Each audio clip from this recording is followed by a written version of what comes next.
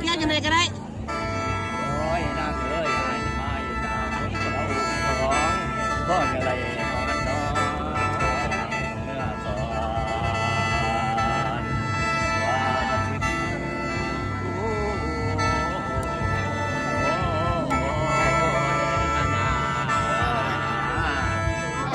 ลองชี้ลองของลองมุ่นเงินกระดองหัวแดวหมอบุญเพ็ญที่บุดอง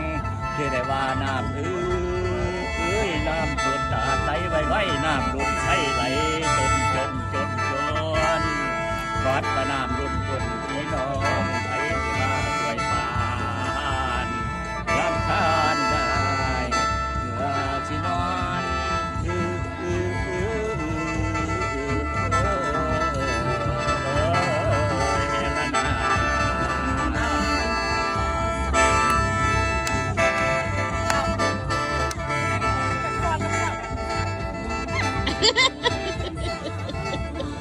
ฮักเอาบ่ได้ชมหัวอุกระทม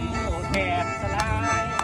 ใครมีผู้เพียงกายจะกอดแต่ตายข้ากันโจดแต่ตายข้ากันยอดเคยไปหนอเคยไปหนอมันจังสิคลองเมื่อเคยแม่น้องบอกเราว่าหน้า